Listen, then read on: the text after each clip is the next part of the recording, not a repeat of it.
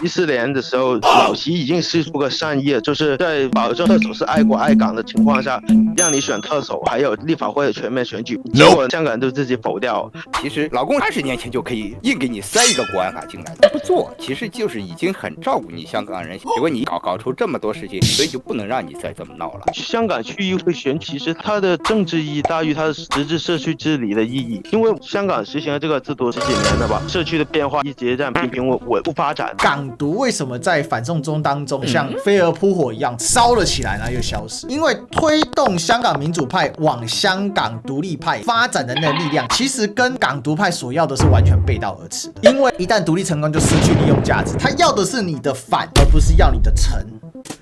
Ladies and gentlemen, welcome the host. 历史哥、龙哥，各位好啊！今天我说3个事，就是第一个图做个引子啊，就是说我住的香港也被美国打成这个境外敌对势力和这个什么其他什么流氓国家邪恶轴心一起啊，理由就是嘛这19年反送中的时候，港警什么打压人权啊，就是抓了很多所谓的学生领袖，其实我觉得他们都是敌特啦。然后就是周庭润家这个事，因为就是他这是在国安法之后流亡被抓流亡的嘛，这是涉及到2个问题：第一，周庭是不是港独；第二，国安法究竟它这个法理施行的有没有这个合理性？因为这个国安法是人大常委会直接颁布，越过了这个基本法，不是港府的这个本地立法的嘛。好，我们先来看第一点哦。首先，我觉得周庭应该是一个港独来的，因为我看第2张图，就是香港众志，就是周庭那个党的那个纲领，他就是主张透过这抗争去建立港人的自主意识。我觉得这是一个在精神上透过抗争文化去建立一个民族认同，这是反对中共霸权，就是那群民进党那种抗中保台、建立台湾民族的那种思想嘛。这是精神上的民族建构，港独的层面。第二个，他是争取这个民主自觉，就是2047以后，透过这个香港人公投确定前途。他没说是不是独立，但包含了独立，我觉得是包含了独立一个选项。他讲的比较含糊，但是他后面也有说，就是展开国际游说，争取透过联合国宪章等等的国际公约啊，去确定港人的这个法治这个主权地位。涉及了主权这个位置的话，就是明摆着就是有机会港独了嘛。你有机会港独的话，中央是不会允许的。而且他的建立港人意识，相当于在新疆讲什么建立新疆人的意识。这个所谓新疆人的意思是这所谓香港人的意思是什么？我记得台湾有个历史网红叫 Chip 吧，他说过一个假设情况，就是特首说香港是香港的香港，但是他忘了一点，这明摆着就是2国2制嘛。香港不只是属于你香港，而且是属于主权上属于中国大陆的，而且我们只有这个治权而已，高度自治嘛。好，所以确定的是周庭是一个港独，国安法可以抓他，这是比较合理的一个位置。另外就是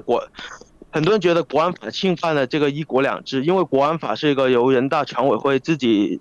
在实行的一个全国性法律。然后就是虽然港府同意，但是觉得有这个指定法官啊什么的，就是破坏了这个司法1国2制下司法独立的原则嘛。虽然他们也不讲这个是三权分立，但是以前我们香港是教的是三权分立啊。好。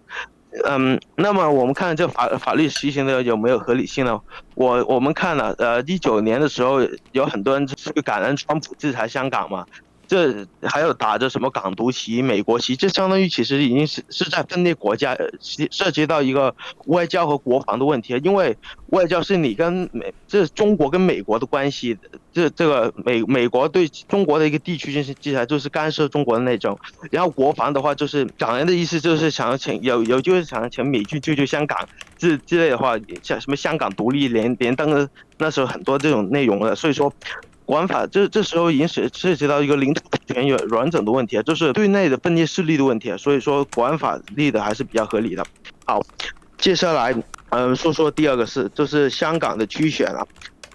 我个人是去投了票的，我可以给大家分享一下这个气氛如何。我觉得是比较活泼加严肃的。活泼的位置在于就是政府用了很多宣传啊，包括用了找一些偶像组合啊，还有什么小游戏摊位啊、心意卡啊，还有这个很贴心的这个退票服务，这个就是很少见的，在以前的区议会选举，严肃的地方就是付出了不小警力，还有这个逼单一的，当然是他们可能怕这个以前。因为已经有过袭击警察的案子了嘛，所以说他们也是比较高度戒备的，这个也是情有可原。对，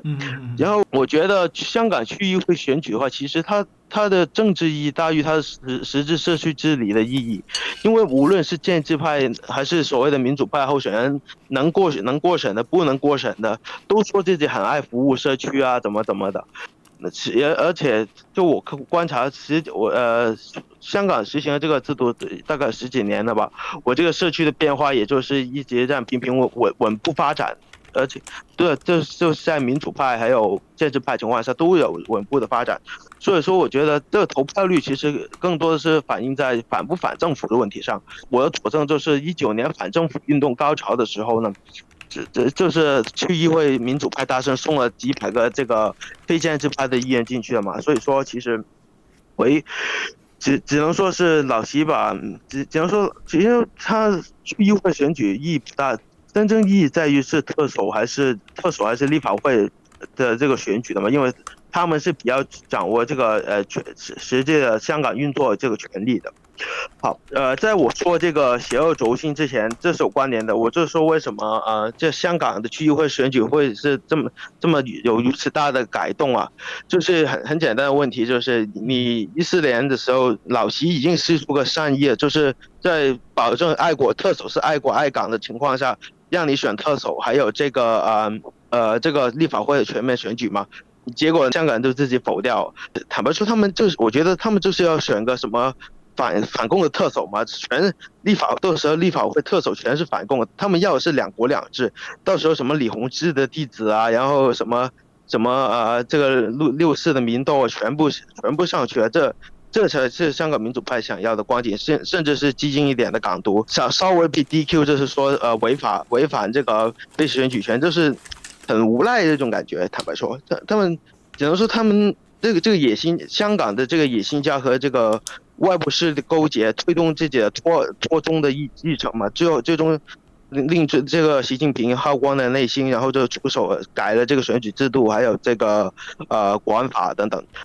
为什么我觉得19年反送中有境外敌对势力呢？我觉得因为19年的时候是特朗普他的国务卿叫 Mike Pompeo， 是前 CIA 的局长，而 CIA 一直以这个秘密战争而著称的。而且他们已经把中国列为这个邪恶轴心，这个蓬佩奥是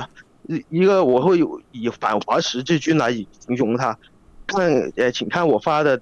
第3张图，就是说中共是比蓬佩奥说中共是比纳粹更大的威胁，说明在他眼中中共、俄罗斯还有伊朗什么这些就是邪恶轴心嘛。我想补充一下，就是这个香港国安法，他们。外媒有很多说什么这个没有法律效应啊，怎么样啊？其实是